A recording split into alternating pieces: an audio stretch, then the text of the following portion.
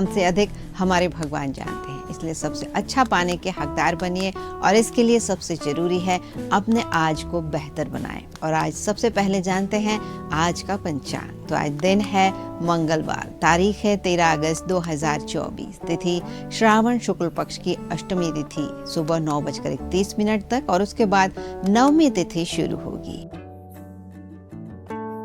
आज विशाखा नक्षत्र सुबह 10:44 तक रहेगा और उसके बाद अनुराधा नक्षत्र शुरू होगा।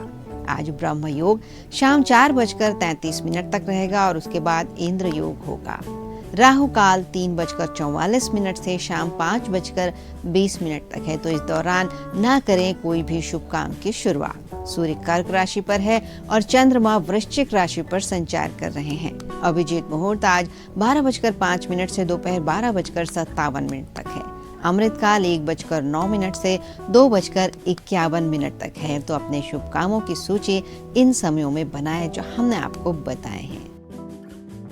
शक्ति की देवी का दुर्गाष्टमी और मंगला गौरी व्रत है आज। मंगला गौरी देवी पार्वती का एक रूप है जो पतिव्रता धर्म की प्रतिनिधि मानी जाती हैं। इस व्रत को करने से सुहागिन महिलाओं को अखंड सौभाग्य और पति की लंबी उम्र प्राप्त होती है। इस व्रत के माध्यम से भक्त माता पार्वती के प्रति अपनी भक्ति को गहरा बनाते हैं और अपना आध्यात्मिक विकास करते हैं। तो आप सभी को इस पर्व की शुभकामनाएं। व्रत हो या त्योहार हो या कोई भी अवसर, हर कोई चाहता है कि वह सबसे सुंदर और आकर्षक दिखे, हर कोई उसकी बात माने, हर कोई उसे पसंद करे। और शारीरिक सुंदरता की बात करें तो ये प्रकृति का उपहार होती है, लेकिन मन सुंदर हो तो तन की सुंदरता भी पीछे रह जाती है। 9 ग्रहों में बुध और शुक्र ऐसे ग्रह हैं जिनका संबंध हमारे सौंदर्य से है। इनके मजबूत और कमजोर होने की झलक अपनी दिनचर्या में हम देख सकते हैं। शुक्र ग्रह को सौंदर्य, ऐश्वर्य, सुख और समृद्धि का कारक माना जाता है। ये प्रेम और सुंदरता का कारक भी है। जातक की कुंडली में शुक्र ग्रह अगर कमजोर है तो इसका सीधा प्रभाव रंग, रूप, चाल और व्यवहार पर दिखाई देता है। जिसका ग्रह जितना प्रभावशाली होगा वो उतना ही आकर्षक दिखाई देगा। जिनकी कुंडली में शुक्र ग्रह कमजोर होता है उनके शरीर के कुछ बाहरी लक्षणों को देखकर इस बात का पता लगाया जा सकता है कि इसका कारण क्या है। अगर हमारे चेहरे पर अचानक मुहासे निकलने लगते हैं, स्किन पर दाने होने लगते हैं और स्किन का रंग काला पड़ने लगता है, या फिर अचानक त्वचा पे इन्फेक्शन हो जाता है, तो समझें कि शुक्र ग्रह कमजोर है। अचानक बाल टूटने लगे, बालों की चमक कम हो जाए या बाल सफेद होने लगे या फिर बालों में जुएं हो जाएं, तो समझें कि आपका शुक्र ग्रह कमजोर है। हर अंक का एक स्वामी ग्रह होता है। शुक्र ग्रह 6 अंक के स्वामी है। इस तिथि को जन्म लेने वाले जातक दिखने में आकर्षक होते हैं। खासकर अगर महिलाएं 6 अंक वाली हों तो वे बहुत सुंदर होती हैं। उनकी ओर सभी का ध्यान आकर्षित होता है। वहीं शुक्र ग्रह का कमजोर होना महिलाओं के लिए बहुत कष्टकारी होता है। अगर शुक्र ग्रह को मजबूत करना चाहते हैं तो सफेद चमकीले वस्त्र पहने, क्योंकि शुक्र चमकीला ग्रह है और उसे मजबूत बनाना है तो चमकीली एक्सेसरीज का प्रयोग करें। शुक्रवार के दिन सफेद चीजें बनाएं, खाएं और दान करें, क्योंकि सफेद वस्तुएं शुक्र को प्रभावित करती हैं। रोज रोज सफेद गाय को चारा खिलाएं। हीरे, चांदी या प्लैटिनम की ज्वेलरी पहनें, लेकिन ध्यान रखें कि हर किसी को हीरा सूट नहीं करता है। अगर कुंडली कहती है कि आप हीरा पहन सकते हैं, तभी पूरे विधि विधान से किसी ज्योतिष की सलाह से हीरे को धारण करें। अपनी मर्जी से इसे कभी भी नहीं पहनना चाहिए। अब बात करते हैं बुध ग्रह की। ये ज्ञान, बुद्धि, संचार, कौशल, तर्क और चतुराई का ग्रह है। यह व्यावसायिक बुद्धि का प्रतिनिधित्व करता है। मानसिक क्षमताओं, सीखने के कौशल, भाषण और लेखन को नियंत्रित करता है और देवताओं का दूत भी कहलाता है, जो जिज्ञासा, अनुकूलनशीलता और हास्य की भावना का प्रतिनिधित्व करता है।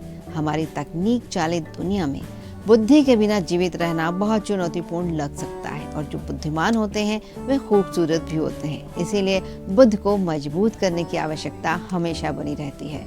बुध ग्रह को मजबूत करने के लिए, उन क्वालिटीज को विकसित करने के लिए बुध के मंत्रों का जाप करें। बुध का मंत्र है ओम ब्राम ब्रीम ब्रौम स्वः बुधाय नमः या फिर ओम बुधाय नमः, जिसे प्रतिदिन सुबह या शाम को 108 बार पढ़ा जाना चाहिए।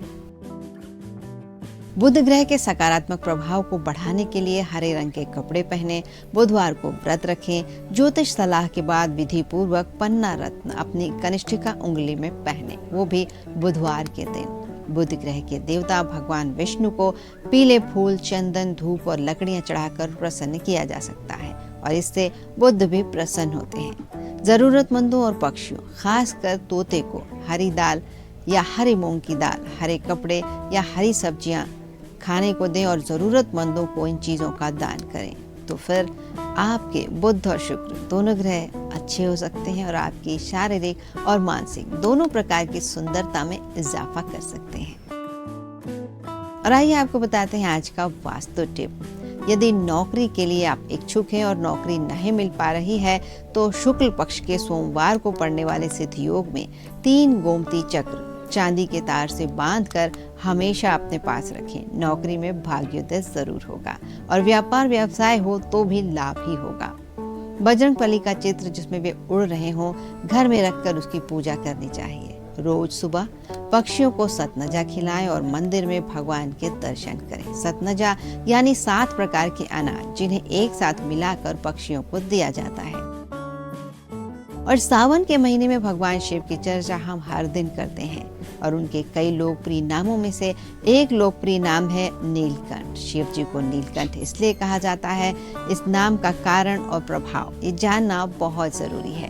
पुराणों के अनुसार देवताओं और राक्षसों के बीच अमृत पाने और अमर होने के लिए समुद्र मंथन हुआ था। ये मंथन क्षीर सागर में हुआ था और इस मंथन में से लक्ष्मी, शंख, कौस्तुभमणि, ऐरावत, उसके साथ ही साथ पारिजात वृक्ष, उच्चैश्रवा, कामधेनु, कालकूट, रंभा नाम की अप्सरा, वारुणी, मदिरा, चंद्रमा, धन्वंतरी, अमृत और कल्प वृक्ष, ये 14 रत्न निकले थे। समुद्र मंथन में से निकले इन बहुमूल्य वस्तुओं को देवताओं और दानवों ने आपस में बराबर बराबर बांट लिया था।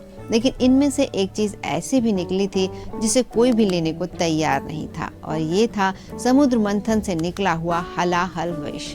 इस तेज विष की एक बूंद पूरी सृष्टि में तबाही ला सकती थी। तब परेशान देवता और दानव भगवान शिव के पास गए और उनसे मदद मांगी। भगवान शिव ने इसका एक हल निकाला। उन्होंने कहा कि इस विष का पूरा घड़ा वो खुद पिएंगे। शिव जी ने घड़ा उठाया और देखते ही देखते पूरा विष अपने गले में उतार लिया। हालांकि ये विष उन्होंने गले से नीचे नहीं जाने दिया। इस विष को उन्होंने अपने गले में स्थापित कर लिया। इसी कारण शिव जी का गला नीला पड़ गया और तभी से उन्हें नीलकंठ कहा जाने लगा। यानी जिसका गला नीला है वो है नीलकंठ। शिव जी ने सृष्टि की रक्षा के लिए उस जहर का पान किया। भगवान शिव के इस काम को उनके त्याग, निस्वार्थता और मानवता के प्रति समर्पण का प्रतीक माना जाता है, जो हमें भी उच्च आदर्शों के लिए आगे बढ़कर अगुवाई करने की प्रेरणा देता है। जैसे भोजन शरीर के लिए आवश्यक है, वैसे ही भजन कीर्तन मन के लिए। लेकिन भजन का अर्थ किसी देवता की आराधना में गाए जाने वाले पद से ही नहीं है, बल्कि भजन का अर्थ है वे चीज, वे विचार, वे बातें जिन्हें हम हमेशा अपने मन मस्तिष्क में बनाए रखते हैं। भजन एक संस्कृत का शब्द है जिसका अर्थ है ईश्वर की महिमा के लिए गाना, उनकी महिमा का गुणगान करना। इसका वास्तविक अर्थ है भक्ति करना, यानी ईश्वर और उनकी लीलाओं का स्मरण करना, गुणगान करना, स्तुति करना, जप करना और उन्हें धन्यवाद देना। भजन की पूर्णता के लिए इन सभी क्रियाओं की आवश्यकता होती है। इन सब को भक्ति का अंग माना गया है। ये एक प्रकार का अभ्यास है जिसमें सभी को गाने और अपने आंतरिक आनंद को व्यक्त करने के लिए प्रोत्साहित किया जाता है। सबके मन की बात सामने आती है। ईश्वर का नाम लेने से जहाँ हमारे 9 ग्रहों पर अनुकूल प्रभाव पड़ता है, वहीं ग्रहों की अनुकूलता भी बढ़ती जाती है। हमारा मन एकाग्र होता है, सही काम करने के लिए प्रेरित होता है। भजन सुनने और गाने से न केवल मन को शांति मिलती है, बल्कि भजन प्रतिरक्षा को बढ़ावा देने में भी मदद करता है। चिंताएं दूर होती हैं और भजन भक्ति मार्ग को भी प्रशस्त करता है। आसपास के अशुद्ध वातावरण का नाश होता है। ईश्वर को हर बात के लिए धन्यवाद देने से हम जितने हल्के और प्रसन्न रहते हैं, उतने और किसी बात से नहीं रह सकते। कोई भी दिन हो, भजन कीर्तन मंत्र जाप किया जा सकता है। सदियों से चली आ रही इस परंपरा को हर खुशी, हर पूजा पाठ और मांगलिक अवसरों पर निभाया जाता है। इस मौके पर तालियां, ढोलक, हारमोनियम, झांझ, मंजीरे और खड़ताल बजाया जाता है और इन्हें बजाने से एक प्रकार का शारीरिक व्यायाम होता है। ये लय हमें ईश्वर से जोड़ती है, घर में भी पॉजिटिव ऊर्जा बढ़ती है। सभी भजन कीर्तन से अलग अलग ग्रह सक्रिय होते हैं, लेकिन बृहस्पति सबसे पहले सक्रिय होगा क्योंकि ये धर्म और अध्यात्म का ग्रह है। हनुमान जी के ध्यान से मंगल, शनि ये ग्रह सक्रिय होते हैं। यदि दुर्गा जी का जप और भजन करते हैं तो बुध ग्रह सक्रिय होगा। यदि निर्गुणी उपासना करते हैं तो चतुर्थ भावेश, चतुर्थ में बैठे ग्रह सक्रिय होंगे। सभी उपासनाओं में राहु का प्रभाव भी रहेगा क्योंकि सभी बुरे कामों का पाश राहु है। इसलिए जैसे ही हम मुक्ति की ओर प्रयास शुरू करते हैं, राहु सबसे पहले अड़चन लाएगा, लेकिन इससे विचलित ना हों। हर व्यक्ति की कुंडली में 3 प्रकार के ग्रह होते हैं, शुभ, अशुभ और सामान्य। अशुभ ग्रहों में 2 तरह के ग्रह होते हैं, एक जो नुकसान करते हैं और दूसरे जो मारक होते हैं। मारक ग्रह कुंडली में समस्या और संघर्ष पैदा करते हैं। इन ग्रहों की दशा में व्यक्ति की या तो मृत्यु होती है या उसे मृत्यु तुल्य कष्ट होता है। हर लग्न के लिए अलग अलग ग्रह मारक होते हैं और इनकी दशाओं में सावधानी न बरतने के परिणाम बहुत गंभीर होते हैं। किन किन लग्नों के लिए कौन कौन से ग्रह मारक होते हैं, आइए आज आपको ये बात बताते हैं। मेष लग्न के लिए शुक्र और बुध ग्रह मारक होते हैं। वृष लग्न के लिए बृहस्पति और चंद्र ग्रह मारक होते हैं। मिथुन लग्न के लिए मंगल और चंद्र ग्रह मारक होते हैं। कर्क लग्न के लिए शुक्र और शनि ग्रह मारक होते हैं। सिंह लग्न के लिए शनि और बुध मारक होते हैं। कन्या लग्न के लिए मंगल और चंद्र ग्रह मारक होते हैं। तुला राशि के लिए बृहस्पति और मंगल मारक होते हैं। वहीं वृश्चिक लग्न के लिए बुध और शुक्र ग्रह मारक होते हैं। धनु लग्न में शुक्र और शनि ग्रह मारक होते हैं। मकर लग्न में चंद्र और सूर्य ग्रह मारक बनते हैं। कुंभ लग्न में सूर्य और बृहस्पति ग्रह मारक होते हैं। वहीं मीन लग्न में शुक्र और शनि ग्रह मारक होते हैं। सूर्य की मारक दशा होने पर क्या उपाय करें? तो इसके लिए हर दिन सुबह उठकर सूर्य को जल अर्पित करें, आदित्य हृदय स्तोत्र का पाठ करें, रविवार को गुड़ और गेहूं का दान करें और नमक का सेवन ना करें और हर दिन सायंकाल 108 बार महामृत्युंजय मंत्र का जाप करें। अगर चंद्रमा की मारक दशा है तो सोमवार का व्रत करें। सोमवार को चावल, चीनी या दूध का दान करें। नमः शिवाय मंत्र का प्रातः और शाम 108 बार जाप करें और काले रंग के वस्त्रों से परहेज करें। अगर मंगल की मारक दशा है तो मंगलवार का व्रत करें। मंगलवार को हनुमान जी को सिंदूर चढ़ाएं और हर दिन शाम को राम रक्षा स्तोत्र का पाठ करें। रात में सोने से पहले महामृत्युंजय मंत्र का जाप करें। अगर बुध की दशा मारक है तो गणेश जी की उपासना करें। बुधवार को हरी वस्तुओं का दान करें और बुध के मंत्रों का जाप करें। अगर बृहस्पति की मारक दशा है तो बृहस्पतिवार का व्रत रखें। सोना और पीली चीजों से परहेज करें। बृहस्पतिवार को चने की दाल का दान करें और हर सुबह विष्णु सहस्त्रनाम का पाठ करें और शाम को महामृत्युंजय मंत्र की 3 माला का जाप करें। यदि शुक्र की दशा मारक है तो शिवलिंग पर इत्र और जल अर्पित करें। शुक्रवार के दिन सफेद मिठाई का दान करें और हीरा भूल कर भी ना पहने। हर दिन नित्य प्रति और शाम महामृत्युंजय मंत्र का 108 बार जाप करें। यदि शनि की मारक दशा है तो हर दिन सुबह सूर्य को जल दें। सूर्य के सामने हनुमान चालीसा का पाठ करें। शनिवार को छाया दान करें और हर शनिवार अपने सर से वार कर पशु को रोटी खिलाएं। परामर्श लेकर मूंगा पहने। सुबह और शाम 3-3 माला महामृत्युंजय मंत्र का जाप करें। जीवन में कदम कदम पर हमें संभल कर चलना होता है, नहीं तो धोखे मिलते ही रहते हैं। जो आपको सबसे ज्यादा धोखा दिलवाता है या कहें कि आप जिनसे धोखा खाते हैं तो वो ग्रह है चंद्रमा। ये कुंडली का वो ग्रह है जो सबसे अधिक धोखे दिलवाता है। चंद्रमा जितना ज्यादा पीड़ित होगा, हमें धोखा मिलने की संभावना उतनी ही प्रबल होती चली जाती है। चंद्रमा की पीड़ा की स्थिति देखें तो सबसे ज्यादा धोखा वृश्चिक राशि और अनुराधा नक्षत्र वाले लोग खाते हैं। इन्हें इमोशनल पार्ट पर हर समय धोखा मिलता है, खूब दिल टूटता है।